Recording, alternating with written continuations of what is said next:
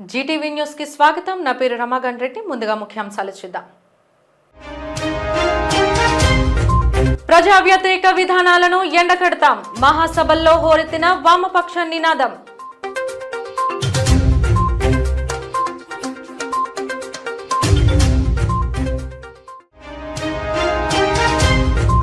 జగన్ పోరుబాట కుట్రపూరితం. విలేకరుల సమావేశంలో టీడీపీ జిల్లా అధ్యక్షుడు గండి బాబ్జీ ధ్వజం.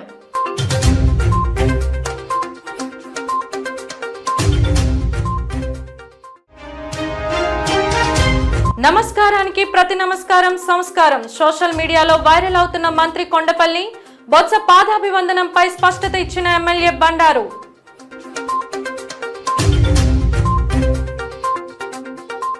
సిపిఎం పార్టీ 24వ రాష్ట్ర మహాసభలు పెందుర్తిలో ఘనంగా జరుగుతున్నాయి. రాష్ట్ర ముఖ్య నాయకులంతా ఈ సభలో పాల్గొన్నారు. ముందుగా పెందుర్తి ప్రభుత్వ కళాశాల నుండి సుజాత నగర్ వరకు భారీ ర్యాలీలను నిర్వహించారు. ఈ సందర్భంగా రాష్ట్ర కార్యదర్శి శ్రీనివాసరావు లోకనాథం మీడియాతో మాట్లాడుతూ ఈ మధ్య రాష్ట్ర ఎన్నికల్లో కూటమి ప్రభుత్వాన్ని ఎన్నుకోవడం ప్రజలు తప్పిదంగా అభివర్ణించారు. కూటమి నేతలు ఇచ్చిన హామీలను తుంగలో తొక్కారని ఆరోపించారు. విశాఖ స్టీల్ ప్లాంట్ ను ప్రైవేట్ పరం చేయడానికి ప్రధానమంత్రి మోదీతో కలిసి పన్నాగాలు పన్నుతున్నారని మండిపడ్డారు. మిట్టెల్, అదానీ, జిందాల్ వంటి బడాబాబులకు ప్రభుత్వ రంగ సంస్థలను కట్టబెట్టేందుకు కుట్రలు జరుగుతున్నాయని అన్నారు. విశాఖపట్నం స్టీల్ ప్లాంట్ కు గనులు కేటాయించకపోగా ఇక్కడకు దగ్గరలో ఉన్న మరో ఉక్కు కర్మాగారానికి కోట్లాది రూపాయలు కావాలని చంద్రబాబు అడగడం సిగ్గుచేటన్నారు. ఇక రాష్ట్రంలో విద్యుత్ ఛార్జీలు భారీగా పెంచడం హేయమైన చర్యగా భావించాలని అన్నారు. భూముల రిజిస్ట్రేషన్ ధరలు కూడా విపరీతంగా పెంచడానికి చేస్తున్న కుట్రలను తిప్పికొడతామని అన్నారు. మోదీ మోకాలను మొక్కుతూ మద్దతు ఇస్తున్నారని ఆరోపించారు. సంబంధించిన పంచగ్రామాల భూ సమస్య ఉంది. ఆ పంచగ్రామాల భూ సమస్య పరిష్కారం చేయకుండా జట్లం చేసే ప్రయత్నం చేస్తూ ఉన్నారు. ఈరోజు కూడా పంచగ్రామాల భూ సమస్య శాస్త్రీయమైన పద్ధతిలో పరిష్కారం చేసే దానిలో ప్రభుత్వానికి చిత్తశుద్ధి లేదనేది స్పష్టంగా అర్థమవుతుంది. అదే కాకుండా విద్యుత్ సంస్కరణ పేరుతో విద్యుత్ భారాలు పెనుభారాలు వేశారు. ఈ 6 నెలల కాలంలో 16,000 కోట్ల రూపాయల భారం వేశారు. ఇప్పుడు జనవరి నుండి 40 పైసలు 50 పైసలు యూనిట్కి పెంచిపోతూ ఉన్నారు. ఈ భారాలు పెరిగితే సాధారణ ప్రజానీకం అట్లాగే పట్టణ ప్రజానీకం అనేక ఇబ్బందులు పడేదానికి అవకాశం ఉంటుంది. అందుగురించే సిపిఎం పార్టీ అదానీతో చేసుకున్న ఒప్పందానికి సంబంధించిన అలాగే పవర్ పర్చేజ్ అగ్రిమెంట్స్ ఏవైతే ఉన్నాయో అవన్నీ రివ్యూ చేయాలి. అభివృద్ధి పేరు విజన్ 2047 స్వర్ణాంధ్ర ఇవన్నీ ఒట్టి బోటకమైన నినాదాలు. అభివృద్ధి చేయాలని లేదు. మొత్తం రాష్ట్రానంతా కూడా అదానీ, మిట్టలు లేకపోతే జిందాల్ లాంటి కార్పొరేట్ కంపెనీలకు అమ్మటానికి వీళ్ళని ఈరోజు గెలిచినట్టుగా కనిపిస్తున్నది. మీరు ప్రజల తరఫున నిలబడే పని అయితే విశాఖ ఉక్కు ఫ్యాక్టరీని కాపాడుతాం. ముందుకు రండి. ఆర్సెల్మెట్టల్ ఉక్కు ఫ్యాక్టరీని ఇక్కడ కాదు రాయలసీమలోనూ వెనబడిన ప్రాంతాల్లో పెట్టండి.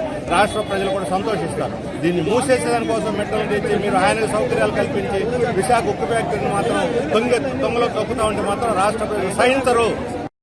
మాజీ రాజ్యసభ సభ్యులు ఉత్తరాంధ్ర టైగర్ గా పిలువబడే ద్రోణంరాజు సత్యనారాయణ 19వ వర్ధంతిని పురస్కరించుకొని విశాఖ సిరిపురం కూడలిలో ఉన్న ఆయన విగ్రహానికి పలువురు ప్రముఖులు పూలమాలలు వేసి నివాళులు అర్పించారు.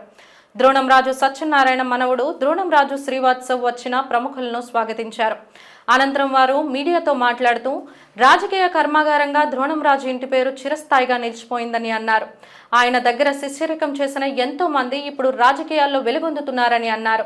గల్లీ నుండి ఢిల్లీ వరకు ఆయన పేరు విస్తరించిందని చెప్పారు. కర్ణంగా ప్రారంభమైన ఆయన రాజకీయ ప్రస్థానం ఢిల్లీ రాజకీయాలను శాసించేంత వరకు వెళ్లడానికి ఆయన పడిన కృషి వర్ణనాతీతమని కొనియాడారు. ఆస్తిపాస్తులు సంపాదించుకోలేనప్పటికీ మంచి పేరు సంపాదించుకున్నారని అన్నారు. ఇటీవల మరణించిన మాజీ ప్రధాని మన్మోహన్ సింగ్తో ఆయనకు ఉన్న అనుబంధాన్ని పలువురు ప్రముఖులు తెలియజేశారు. అంతటి మహనీయుని కుటుంబంలో సభ్యునిగా జన్మించడం తన పూర్వజన్మ సుకృతంగా భావిస్తున్నానని శ్రీవాత్సవ్ అన్నారు. మహానాయకుడైన నిన్ననే దురదృష్టవశాత్తు మన్మోహన్ సింగ్ గారు స్వర్గస్థులయ్యారు. ఆయనకి మహానగరంతో ద్రోణరాజు గారితో ఎన్నో సన్నిహిత సంబంధాలు ఉన్నాయి. ఆయన ప్రధానమంత్రిగా ఉండగానే ఈ మహానగరంలో ఎన్నో అభివృద్ధి కార్యక్రమాలకు చేయూతనిచ్చిన మహానుభావుడైన ఆయనతో అప్పుడు ఆ కార్యక్రమాలు చేయించిన దాంట్లో ద్రోణరాజు గారి పాత్ర కూడా ఉంది. అలాగే జనార్దన్ రెడ్డి గారు, సుబ్బరామరెడ్డి గారు షిప్ యార్డ్ని నేవీలో కలపడంలో కానీ, బిహెచ్పిని బిహెచ్ఈలో కలపడం కానీ, షిప్ యార్డ్ అండర్ గ్రౌండ్లో అక్కడ స్టోరేజ్ ట్యాంక్ హెచ్పిసిఎల్ రావడంలో కానీ ఈ మహానగరానికి తీసుకొచ్చిన మహానాయకుడు స్వర్గీయ మన్మోహన్ సింగ్ గారు అయితే, స్వర్గీయ ద్రోణరాజు గారు అన్ని పాత్రల్లోని అన్ని అభివృద్ధి కార్యక్రమంలో ఆయన పాత్ర ఉంది. ఆయన మనవడుగా శ్రీనివాస్ కొడుకుగా ఇవాళ ఆయన జయంతి కానీ వర్ధంతి కానీ చేసే అదృష్టం ఆయనతో పాటు మాకు కలిగినందుకు చాలా సంతోషంగా ఉంది. ఒక రాజకీయ కర్మాగారం అంటే అది రోణన్ రాజు గారు అనేటువంటి ఇంటి పేరు. ఆయన ఎప్పుడూ చెప్తూ ఉండేవారు, వారసులు ఆస్తులకు మాత్రమే కాదు ఆశయాలకు కూడా వారసులు అవుతారని. ఆ విధంగా ప్రజాసేవ అనేటువంటి ఆయన ఆశయానికి వారసుడిగా మేము కానీ లేదంటే శ్రీవాత్సవ్ గారు కానీ ఈ తరం యువకులందరూ కూడా ఈ తరం యువకులందరూ కూడా ఖచ్చితంగా ద్రోణంరాజు సత్యనారాయణ గారు వారసులే. ఆయన ఆశయ సాధన కోసం మేమంతా కృషి చేస్తాం. ఈ ప్రాంత అభివృద్ధి కోసం ఈ ప్రాంత పౌరులుగా మేమంతా కట్టుబడి ఉన్నామని తెలియజేస్తూ, ఇప్పుడున్నటువంటి రాజకీయాలకి గత రాజకీయాలకి చాలా తేడా. నమ్ముకున్నటువంటి నాయకుడు ఉన్నాడు అంటే ఖచ్చితంగా తన యొక్క కార్యకర్త ఏ కష్టం వచ్చినా నష్టం వచ్చినా అర్ధరాత్రైనా అపరాత్రైనా ఇంటి తలుపు తడితే లేచి పరిగెత్తుకెళ్ళేటటువంటి నాయకత్వం ఆ లక్ష్యం ఉన్నటువంటి ఏకైక నాయకుడు ద్రోణంరాజు సత్యనారాయణ గారు. ఆయన ప్రస్తుతం మన మధ్య లేకపోవడం బాధాకరమైనప్పటికీ ఆయన అడుగుజాడలు మేమంతా నడుస్తామని చెప్పి మీ ద్వారా ఈ ప్రాంత ప్రజలకు తెలియజేస్తూ, మరీ ముఖ్యంగా మన్మోహన్ సింగ్ గారు స్వర్గస్థులు అవ్వటం ఒకంత బాధాకరం. ఆయనతో పాటు సమకాలికులుగా పనిచేసి విశాఖ, ఉత్తరాంధ్ర, ఆంధ్రప్రదేశ్ రాష్ట్ర ప్రాంత అభివృద్ధికి కృషి చేసినటువంటి ద్రోణంరాజు గారు వర్ధంతి నాడు ఆయనకి మన్మోహన్ సింగ్ గారికి కూడా నివాళులు అర్పించడం అనేటువంటిది ఒకంత బాధ కలిగినప్పటికీ రాజకీయంగానే కాదు స్వర్గంలో కూడా ఇద్దరు కలిసే పయనిస్తారన్న దాంట్లో ఒకంత ఆనందంగానే ఉంది. నమస్కారం. అన్ని రాజకీయ పార్టీల్లో ఉన్నటువంటి నాయకులందరూ కూడా ఆయన శిష్యులు. అంటే ఉత్తరాంధ్ర జిల్లాలకి కాదు రాజకీయానికి ఒక నిఘంటువుగా ఆయన ఒక పేరు ప్రతిష్టలు సంపాదించి ఉత్తరాంధ్ర జిల్లాల అభివృద్ధికి అనేక మంది శిష్యులను తయారు చేయడం ఆయన గొప్ప ఇది సిద్ధాంతం. చాలామంది రాజకీయ నాయకులు పక్క ఉన్న వాళ్ళు ఎదుగుతూ ఉంటే పోటీగా ఫీల్ అవుతారు, కానీ ఆయన అలా కాకుండా అనేక మందిని శిష్యులుగా తయారు చేసి ఈరోజు అన్ని పార్టీల్లో ఉన్న వాళ్ళందరూ కూడా ఆయన శిష్యులే అని గర్వంగా మేము చెప్పగలం. అంతేకాకుండా ఉత్తరాంధ్ర జిల్లాల అభివృద్ధికి కూడా ఆయన ఎంతో పాటుపడ్డారు. మరి ఆయన ఆత్మకు శాంతి చేకూరాలని, ఆయన ఆశీస్సులు రేపు రాబోయే కాలంలో మా శ్రీవాత్సవ్కు ఉండి శ్రీవాత్సవ్ కూడా ఒక మంచి నాయకుడిగా ఎదగాలని ఆయన ఆశీర్వదించాలని చెప్పి మేము కోరుకుంటూ ఘన నివాళులు అర్పిస్తున్నాం. ద్రోణంరాజు అంటేనే ఒక బ్రాండ్గా ఆయన సృష్టించుకొని, అంటే గల్లీ నుంచి ఢిల్లీ దాకా ఒక కర్ణీకం నుంచి ఆయన ఒక రాజ్యసభ ఎంపీ దాకా ఎదిగి ఆయన చూడని పదవులంటూ లేకుండా ప్రతిదీ చూసుకుంటూ, అలాగే మనం ఈ రోజుల్లో రాజకీయ నాయకులు అంటే ఆస్తులు వెనకేసుకుంటారు అనే నానుడి నుంచి కాకుండా కార్యకర్తల్ని, అభిమానుల్ని, అదేవిధంగా ఆయన నుంచి ఈరోజు చాలామంది గొప్ప వాళ్ళైన మంత్రులు ఎంతమందో ఉన్నారు. అలాంటి కుటుంబంలో పుట్టడం ముందుగా నా అదృష్టంగా భావిస్తున్నాను. అందుకనే ఏదైతే ఆయన ఆశయాలు, అలాగే నాన్నగారు స్వర్గీయ ద్రోణంరాజు శ్రీనివాస్ గారి ఆశయాలు ఉత్తరాంధ్రకి ముఖ్యంగా విశాఖపట్నం అభివృద్ధిలో నేను కూడా కుటుంబం తరపు నుంచి ముందుండాలి అని చెప్పేసి ఈరోజు రాజకీయాల్లో తిరగడం, ప్రజాసేవకి ముందుకు రావడం జరిగింది. పార్వతీపురం మన్యం జిల్లా గరుగుబిల్లి మండలం సుంకి సంతోషపురం గ్రామ సమీపంలో గత వారం రోజులుగా ఏనుగులు సంచరిస్తూ అందొచ్చిన వరి పంటను ధ్వంసం చేయడంతో ఆర్థికంగా రైతులు నష్టపోయే పరిస్థితి ఏర్పడింది. విషయం తెలుసుకుని సుంకి గ్రామ సమీపంలో నష్టపోయిన వరి పంటను టీడీపీ నాయకులతో కలిసి పరిశీలించిన ప్రభుత్వం విప్ కురుపాం ఎమ్మెల్యే తోయక జగదీశ్వరి రైతులకు ఆత్మస్థైర్యం కల్పించారు. ఈ సందర్భంగా ఎమ్మెల్యే మాట్లాడుతూ ఏనుగుల దాడిలో నష్టపోయిన పంటలకు నష్టపరిహారం ఇచ్చే విధంగా కృషి చేస్తానని హామీ ఇచ్చారు. అలాగే ఏనుగులను అడవులకు తరలించడానికి ఉప ముఖ్యమంత్రి పవన్ కళ్యాణ్తో మాట్లాడడం జరిగిందన్నారు. ఇంతవరకు ఏనుగుల వల్ల రైతులు ఎదుర్కొంటున్న సమస్యలను ముఖ్యమంత్రి చంద్రబాబు నాయుడు దృష్టికి తీసుకువెళ్లినట్లు జగదీశ్వరి తెలిపారు.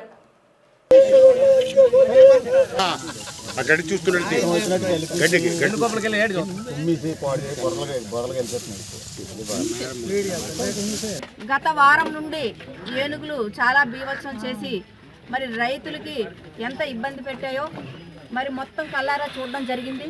ఎవరెవరైతే రైతులు నష్టపోయారో అన్నీ కూడా దర్యాప్తు చేసి వెంటనే వాళ్ళకి నష్టపరిహారం ఇచ్చే విధంగా ఏర్పాట్లు చేస్తామని ఈ సందర్భంగా ఇక్కడున్న రైతులకు అందరికీ నేను తెలియజేస్తున్నాను. ఎందుకంటే మన గౌరవనీయులు సీఎం గారు దృష్టికి కూడా నేను తీసుకెళ్ళడం జరిగింది. సీఎం గారు కూడా వెంటనే ఎవరెవరైతే రైతులు ఉన్నారో వాళ్ళందరినీ కూడా మన ఆదుకోవాలనే చెప్పారు. కాబట్టి మీరందరూ కూడా ధైర్యంగా ఉండండి. మీకు అందరికి కూడా నేను తెలియజేసేది ఏంటంటే గత కొన్ని సంవత్సరాల నుండి ఏనుగులు మనకి చాలా ఇబ్బంది పెడుతున్నాయి. వాటిని పరిష్కరించే దిశగా కూడా మాట్లాడడం జరుగుతుంది. మన డిప్యూటీ సీఎం పవన్ కళ్యాణ్ గారు కూడా ఏనుగుల కోసం ఏ విధంగా తరలించాలి అనే విధంగా కూడా చర్యలు తీసుకుంటున్నారు. వాటికి కూడా కుంకి ఏనుగు కోసం కూడా చెప్పడం జరిగింది. కాబట్టి మీరందరూ కూడా కొద్దిగా ఇక్కడ దగ్గర ఉన్నారు కాబట్టి కొద్దిగా మీరు నైట్ పూట కొద్దిగా జాగ్రత్తగా ఉండండి. ఎందుకంటే అవి ఏ క్షణంకి గుంపులుగా వచ్చి మన మీద దాడి చేస్తాయో అవి కూడా మీరు ఒకసారి మీరు బయటికి వెళ్ళేటప్పుడు కానీ అంటే పొలంకి వెళ్ళేటప్పుడు కానీ కొద్దిగా జాగ్రత్తగా చూసుకోండి అనేసి మీకు అందరికీ నేను తెలియజేస్తాను.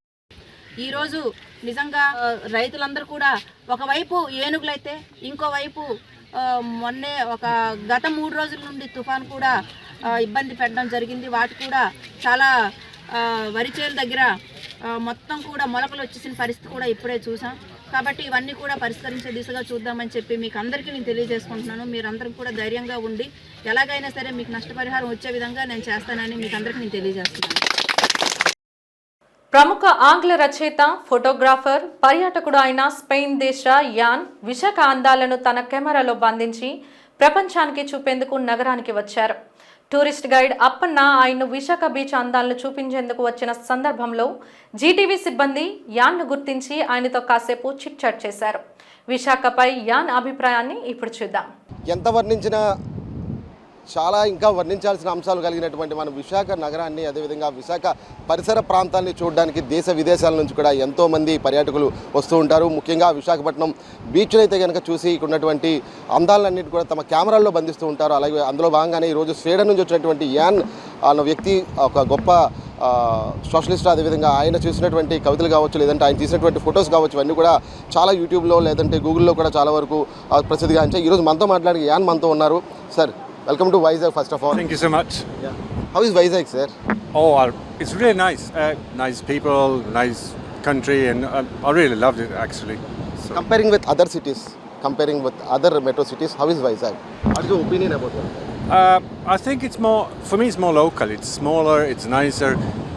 The big city is just crowded with people. Here I can't get around. People not sort of pointing and making fun of me because I'm European. Otherwise, it's really great here. Is there any suggestions to improve the city, natural city, like tourist places? What is your opinion? I think it would be really good to have some better hotels, because the ones that I've been staying at, they're a bit not good enough, you can say. The water is not really cold, and the bed are not really nice. So some more hotels would be nice. I haven't been so much at the beach, but the few things that I saw is like the waves were really high, so you couldn't really take a swim, and also there's not much to do. It's just the beach and the water, and that's, for me, that's too boring, really. So You've seen this place, sir. It's a lot of wastage is here. What is your opinion about this wastage and how it will be cleaned? And your opinion? I know, because as soon as you're just walking in the streets, it's a lot of trash, like everywhere. It's plastic and plastic bags and bottles and everything, and it looks very bad, and it's not really good for the people or the animals or anything. So it would be really good if you could sort of clean up at least the beaches, so you can stay in the beaches and take your family to the beaches, and when you bring food and drinks with you, just go in and throw it in the trash can and not on the beach. That would be really good actually. Thank you so much, sir. Thank you so much. Thank you so much. Sir. ఇది చూసాం కదా, విశాఖపట్నంకి వచ్చినటువంటి పర్యాటకులు అందరూ కూడా విశాఖపట్నం అందాలను తమ కెమెరాల్లో బంధించి దేశ విదేశాలకు కూడా తీసుకెళ్తూ వస్తుంటారు. అదేవిధంగా ఇప్పుడు యాన్ కూడా మనతో అదే అభిప్రాయం చెప్పారు. అంటే విశాఖపట్నంలో కాస్త హోటలైజేషన్స్ పెరిగా ఉంటే మాత్రం బాగుంటుందని చెప్తున్నారు. అదేవిధంగా సముద్ర తీరం వెంబడి ప్లాస్టిక్ వ్యర్థాలు కూడా శుభ్రం చేసినట్టయితే కనుక మరింత మంది పర్యాటకులు ఇటు విశాఖపట్నం వచ్చి తమ ఆనందాన్ని ఇక్కడ గడిపే అవకాశం ఉందని చెప్పి యాన్ తన అభిప్రాయం వ్యక్తం చేసిన పరిస్థితి. కెమెరామెన్ సూర్యబాబుతో ప్రసాద్, జీటీవీ న్యూస్, విశాఖపట్నం.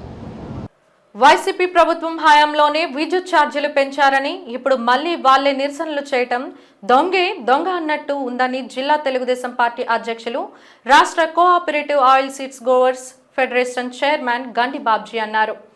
ఈ రోజు జిల్లా తెలుగుదేశం పార్టీ కార్యాలయంలో జరిగిన విలేకరుల సమావేశంలో ఆయన మాట్లాడుతూ, వైసీపీ నేతలు ప్రజలకు ఉపయోగపడే కార్యక్రమాలు చేయాలని అన్నారు.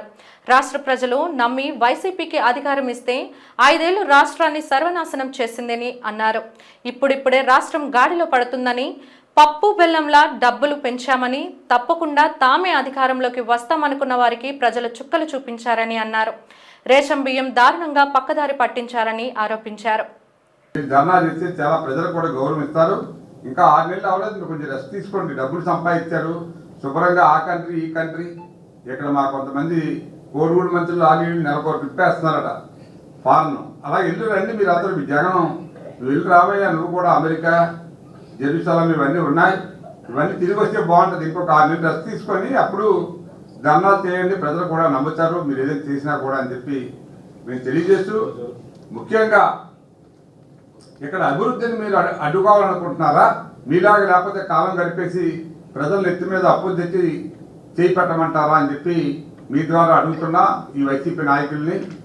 మీకు చిత్తశుద్ధి లేదు, ఈ రాష్ట్రం బాగుపడాలని లేదు, 3 ముక్కలు ఆట ఆడి ఈ రాష్ట్రాన్ని సర్వనాశనం చేశారు. ఇప్పుడిప్పుడే ఒక చెట్టు నాటేమో మొలకెత్తి ఇక కొమ్మలు కాసి రేపు మనకు ఒక ఫలాన్ని అందించే సమయానికి మనం అందరం ప్రయత్నం చేస్తుంటే ఈ మూర్ఖులేమో మొదలు పెట్టారు. కనీసం 6 నెలలు అవ్వకుండానే ఏదో కొంప మునిగిపోయినట్టు మాట్లాడడం. మరి ఎక్కడ చూసినా ఇవాళ మీరు చూస్తున్నారు, పందికొక్కులా బియ్యం ఏ ఊర్లో చూసినా గొడవలు కట్టేశారు. ఆ గొడవల ద్వారా మొత్తం అంతా బియ్యం స్మగ్లింగ్ చేసి సర్వనాశనం చేశారు ఇవాళ పీడిఎస్ వ్యవస్థని.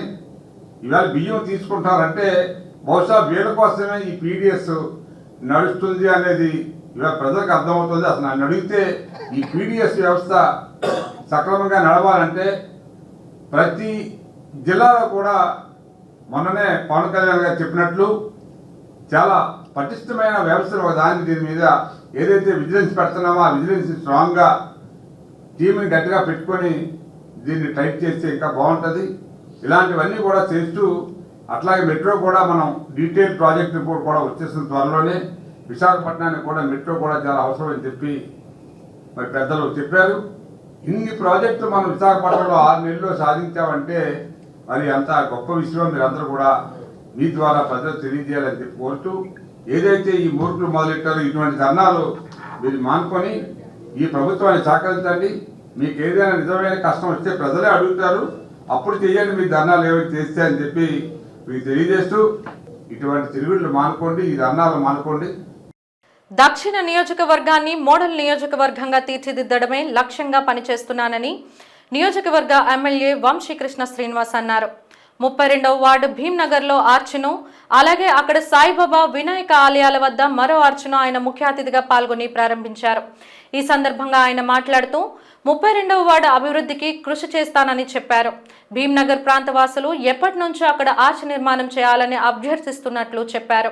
విశాఖ దక్షిణ నియోజకవర్గ జనసేన పార్టీ నాయకులు 32వ వార్డు కార్పొరేటర్ డాక్టర్ కందుల నాగరాజు మాట్లాడుతూ నియోజకవర్గ అభివృద్ధికి కృషి చేస్తున్న ఎమ్మెల్యే వంశీకృష్ణ శ్రీనివాస్కు కృతజ్ఞతలు తెలియజేస్తున్నట్లు చెప్పారు. ఈ ప్రాంతవాసుల చిరకాల ఆకాంక్షను నెరవేర్చడం పట్ల సంతోషాన్ని వ్యక్తం చేశారు.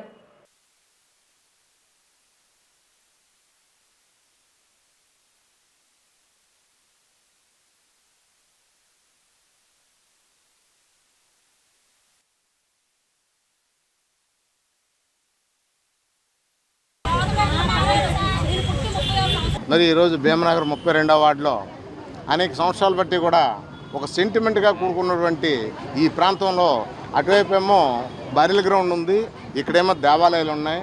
వాళ్ళు అనేక సంవత్సరాలు బట్టి ఎన్నో సందర్భాల్లో మరి ప్రతి ఒక్కరిని కూడా వాళ్ళు ఈ ఆర్చీలు అడగడం జరిగింది. ఎవరో కూడా చేయకపోయినప్పుడు కూడా మరి నేను ప్రోత్సహించి నా ప్రోత్సాహంతో ఇక్కడ 2 ఆర్చీలు కూడా అక్కడేమో బాబాసాహెబ్ అంబేద్కర్ గారు, పూలే గారు, అలాగే గౌతమ్ బుద్ధుడు, ఇక్కడ పార్వతీ పరమేశ్వరుడు, వినాయకుడు, సాయిబాబా గారి విగ్రహాలతో మరి 2 ఆర్చీలు కట్టడం జరిగింది. అక్కడ సెంటిమెంట్గా ఏంటంటే అక్కడ బరిల్ గ్రౌండ్ ఉండడం మూలంగా వాళ్ళకి ఏంటంటే అది సెంటిమెంట్గా అది లేకపోతే మరణాలు ఎక్కువ జరుగుతున్నాయని చాలా సఫర్ అవుతుంది, బాధపడుతున్నారు. మరి అలాగనే అనేక సందర్భాల్లో మన కరోనా టైంలో కూడా చాలా బాధపడ్డారు. మరి ఇక్కడ ఏంటంటే మనం ఈ 15 లక్షల రూపాయలతో మరి ఈ ఆర్చీలు 2 కూడా కట్టించడం జరిగింది. ఇక్కడ మనకు సపోర్ట్ పూర్తిగా కూడా దక్షిణ నియోజకవర్గం ఎమ్మెల్యే గారు పూర్తి సహాయ సహకారాలతో ఈ కార్యక్రమాలు చేస్తున్నాం. అలాగనే మరి ప్రత్యేకించి ఎక్కడ ఏ సమస్య ఉన్నా వెంటనే కూడా స్పందించి నా వార్డు వరకు ఏ సమస్య లేకుండా నేను చూసుకుంటున్నాను. స్థానిక కార్పొరేటర్ కందుల నాగరాజు గారి ఆధ్వర్యంలో 2 ఆర్చీలు నిర్మించడం జరిగింది. ఏ గ్రామానికైనా మంచిగా ఉండాలన్నా, మంచి జరగాలన్నా అమ్మవారి యొక్క ఆశీస్సులు, దేవుల యొక్క ఆశీస్సులతో ఆ ముఖదారం కట్టుకుంటాం. కాబట్టి ఈ గ్రామ ప్రజల యొక్క కోరిక మేరకు నాగరాజు గారి యొక్క ఆధ్వర్యంలో ఈ కార్యక్రమం జరిగింది. స్థానిక ఎన్డీఏ నాయకులు అలాగే అధికారులు అందరూ పాల్గొన్నారు. ఈ గ్రామంతో పాటు విశాఖపట్నం అందరూ చల్లగా ఉండాలి. ఇచ్చిన ప్రతి మాట నెరవేర్చుకుంటాం. ఒక అద్భుతమైన పరిపాలన జరుగుతూ ఉంది అన్ని ఆధ్వర్యంలో. అటు ముఖ్యమంత్రి గారు, ఇటు ఉప ముఖ్యమంత్రి గారు అందరూ కూడా ప్రజలతో మమేకమై ఎక్కడ ఏ కష్టం ఉన్నా, ఎక్కడ ఏ ప్రాబ్లం ఉన్నా చేసుకుంటూ ఇవాళ ఒక రాక్షస పాలన నుంచి బయటకు వచ్చామన్న ఒక ఫీల్లో ప్రజలందరూ కూడా హ్యాపీగా ఉన్నారు. రాను రోజులు విశాఖపట్నం ఒక అద్భుతమైన సిటీగా, ముఖ్యంగా బీచ్ రోడ్ కావచ్చు, మెట్రో కావచ్చు, ఎయిర్పోర్ట్ కావచ్చు, అన్ని రోడ్లు కూడా లింక్ రోడ్లు అన్నీ కూడా అతి త్వరలోనే ప్రారంభం అవబోతున్న పండుగ తర్వాత విశాఖపట్నం ఉజ్వల భవిష్యత్తు ఉంది.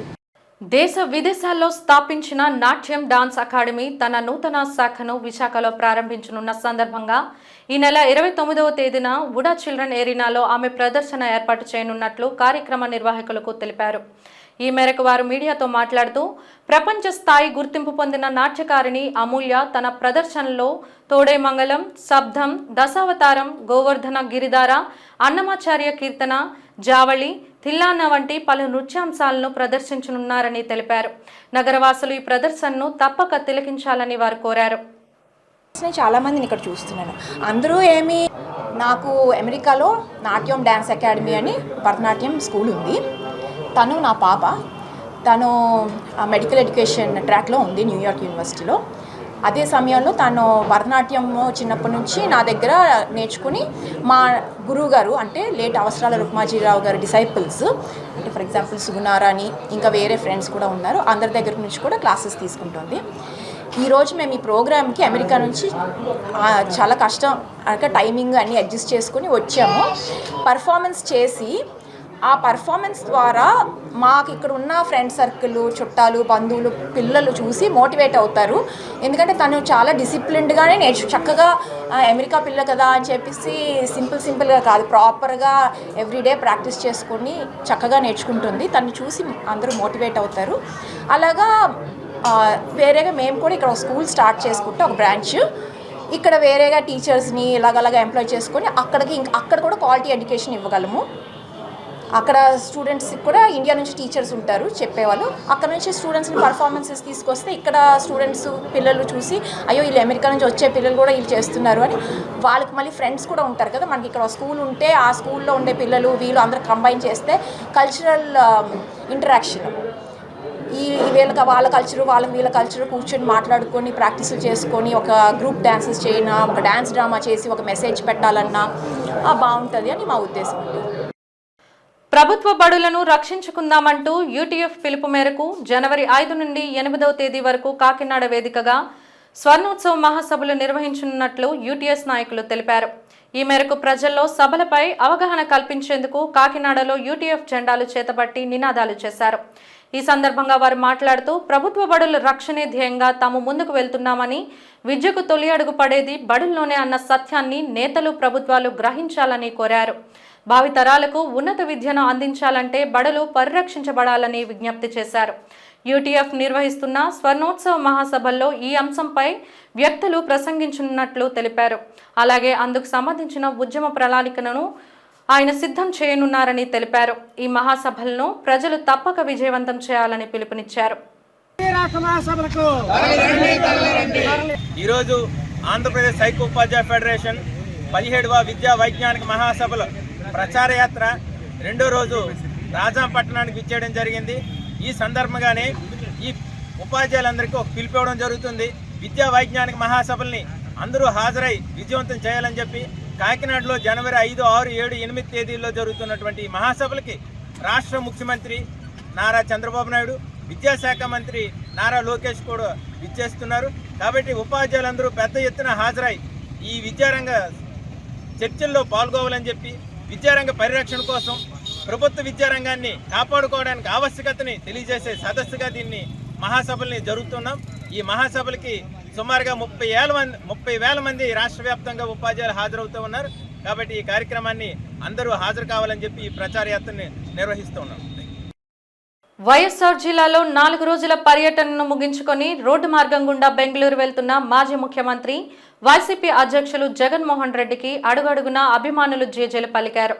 తమ అభిమాన నాయకుడిని చూసేందుకు దారి పొడవునా వేచి ఉన్నారు. అభిమానులను చూసిన జగన్మోహన్ రెడ్డి కాన్వాయ్ని ఆపి అందరికీ అభివాదం చేస్తూ ముందుకు సాగారు.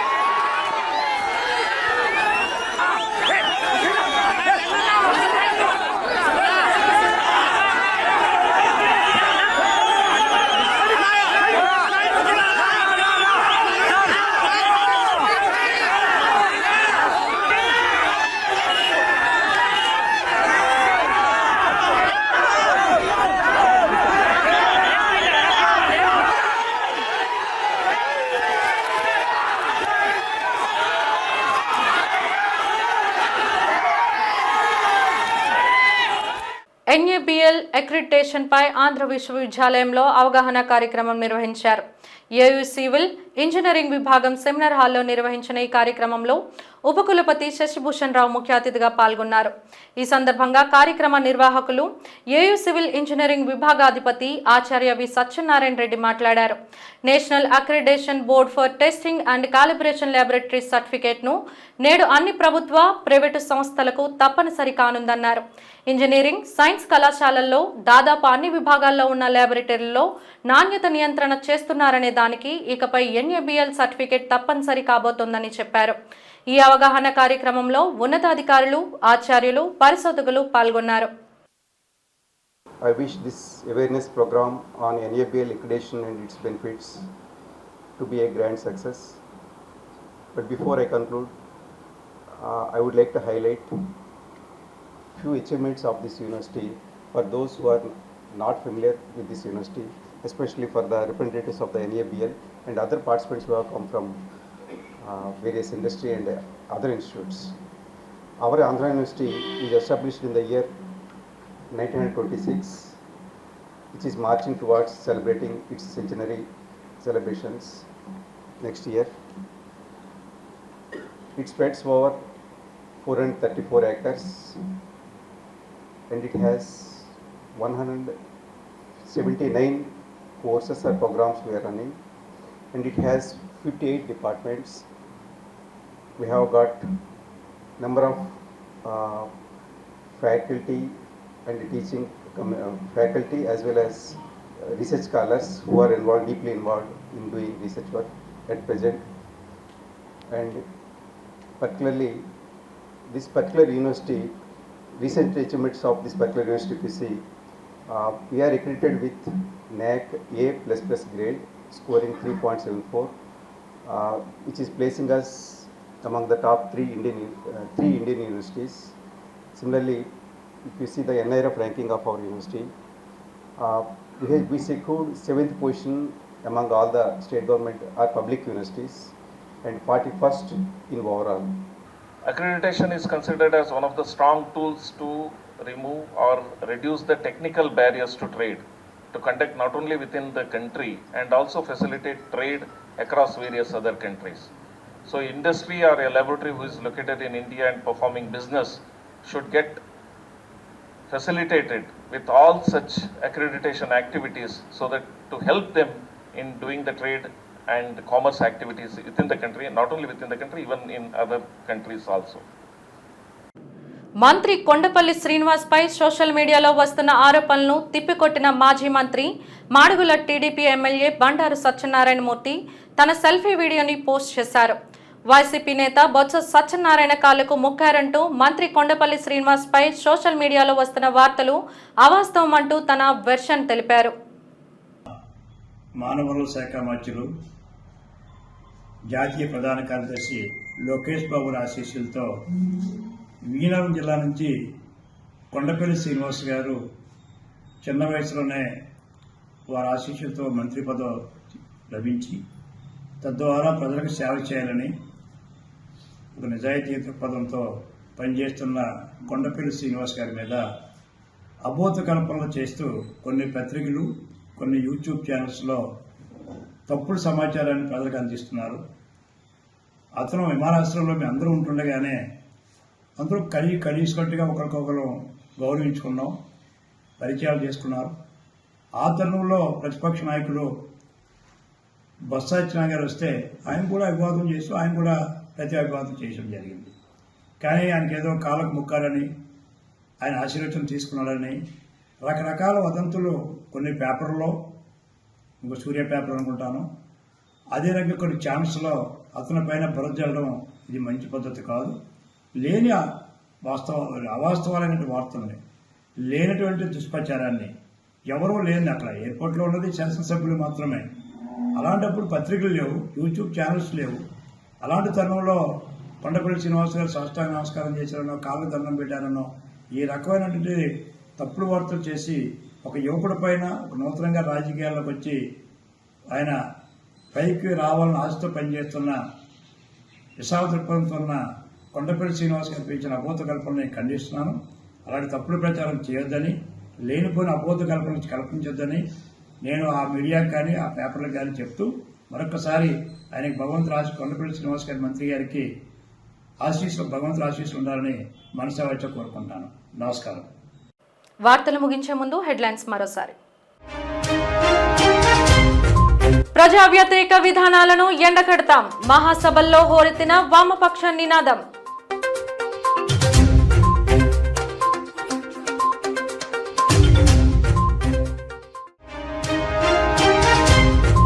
జగన్ పోరుబాట కుట్రపూరితం, విలేకరుల సమావేశంలో టీడీపీ జిల్లా అధ్యక్షుడు గండి బాబ్జీ ధ్వజం.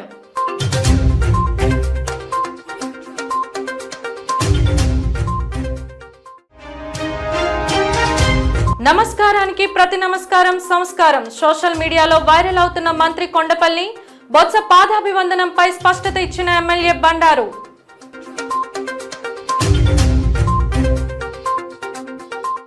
జీటీవీ న్యూస్ ఇంతటితో సమాప్తం. నమస్కారం.